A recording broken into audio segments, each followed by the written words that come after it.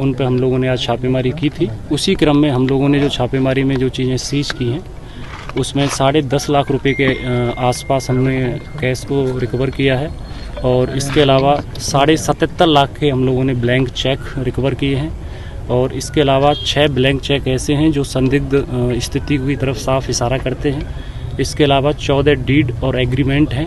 तो रीतलाल यादव जी हैं आप लोगों के कांटेक्ट में या आप लोगों के?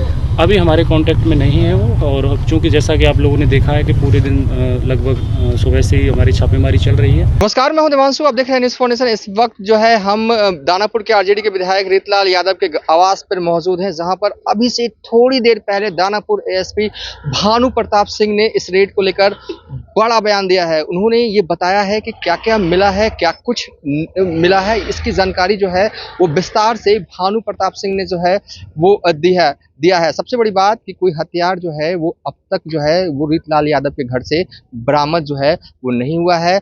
भानु प्रताप सिंह ने ये बताया है कि 10.5 लाख रुपए नगद जो है उनके घर से मिले हैं, 77.5 लाख के जो है वो ब्लैंक चेक मिले हैं। इसके अलावा 5-6 जमीन के दस्तावेज मिले। इसके अलावा बहुत कुछ जानकारी दे रहे हैं भानु प्रताप सिंह। क्या कुछ रीतलाल यादव के घर में जब छापेमारी की गई तो पुलिस को क्या कुछ मिला है आगे आप सुनिए। भानु प्रताप सिंह जो है वो क्या कुछ कहते हुए नजर आ रहे हैं। कल हम लोगों को खगोल थाना क्षेत्र के अंतर्गत एक आवेदक द्वारा एक आवेदन दिया गया था, जिसके आलोक में हम लोगों ने खगोल थाना क्षेत्र में एक एफआईआर भी रजिस्टर की थी और उस एफआईआर में आवेदक द्वारा बड़े गंभीर आरोप लगाए गए थे कि इसमें जो विधायक हैं माननीय श्री रीतलाल यादव और उनके जो सहयोगी हैं उनके द्वारा जो आवेदक है उनके साथ रंगदारी मांगी जाती है। साथ ही साथ बहुत सारे उसमें गंभीर आरोप लगे हैं और संगठित अपराध को बढ़ावा दिया जाता है। उसी के आलोक में हम लोगों ने उनके और उनके जो सहयोगी हैं उनके जितने संभावित ठिकाने थे उन पर हम लोगों ने आज छापेमारी की थी। उसी क्रम में हम लोगों ने जो छापेमारी में जो चीज़ें सीज की हैं उसमें 10.5 लाख रुपए के आसपास हमने कैश को रिकवर किया है और इसके अलावा 77.5 लाख के हम लोगों ने ब्लैंक चेक रिकवर किए हैं और इसके अलावा 6 ब्लैंक चेक ऐसे हैं जो संदिग्ध स्थिति की तरफ साफ इशारा करते हैं। इसके अलावा 14 डीड और एग्रीमेंट हैं जो बिल्कुल पूर्णतः संदिग्ध हैं और जो एफआईआर में जो कंटेंट है उसकी कहीं ना कहीं पुष्टि करते हैं। इसके अलावा 17 चेक बुक हैं, इनके यहाँ से स्टाम्प भी मिले हैं हमें 5।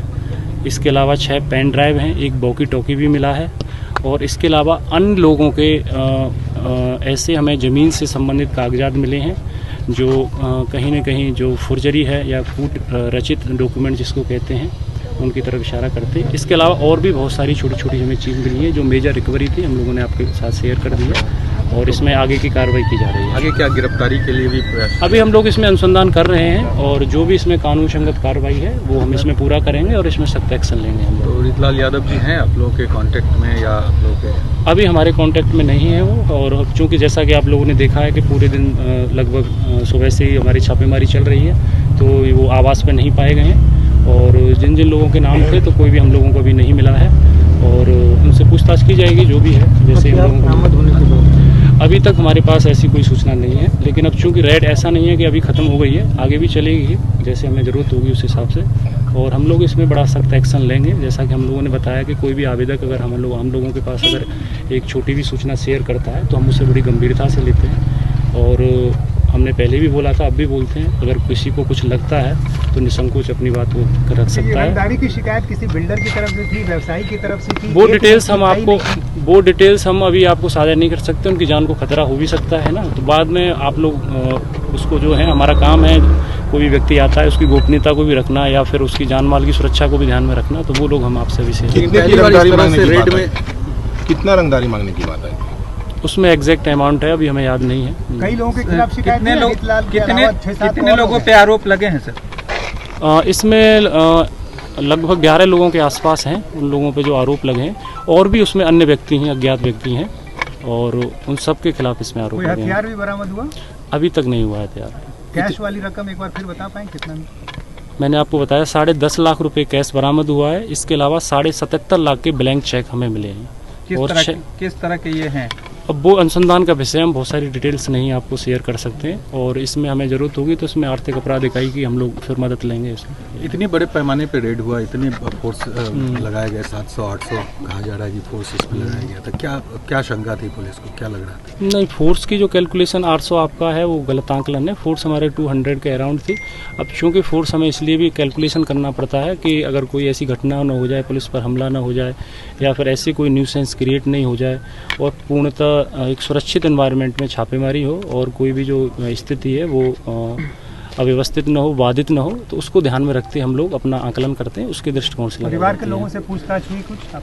अभी चल रही है, उन लोगों से अब तक हमने की है, और वो अनुसंधान का विषय है, वो डायरी में आएगा, किस डायरी में सारी चीज़ें, और वो माननीय न्यायालय में उनको भेजा विधायक जाएगा। की गिरफ्तारी भी हो सकती है?